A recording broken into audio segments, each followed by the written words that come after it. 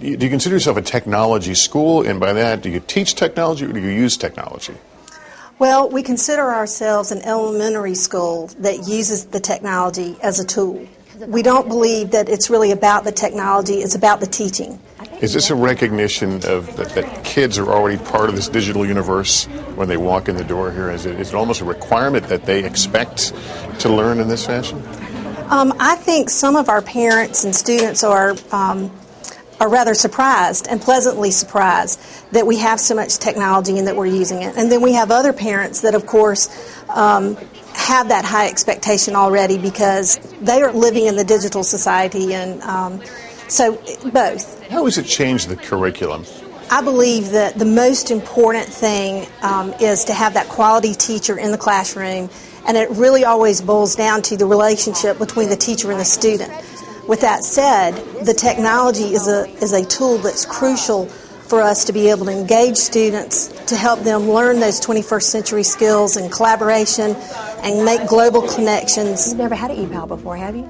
That's right, because you're new to our school. This is so exciting. You're going to have a friend in Australia. What do you think about that?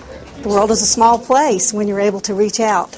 What is your advice when you talk to other educators who want to embrace this technology but haven't? What's the most important thing that they need to know that you like to tell them?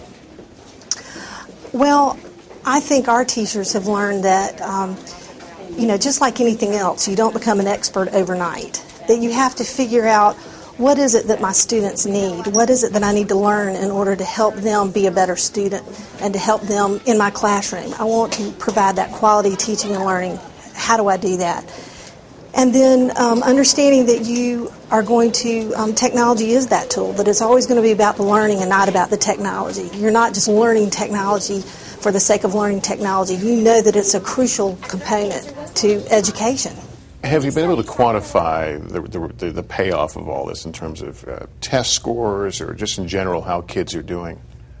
Yes, we have. One of the things at our particular school, because our transient rate is about at 50%. So that means that about 50% of the children that are in school today will not be here when we do state testing.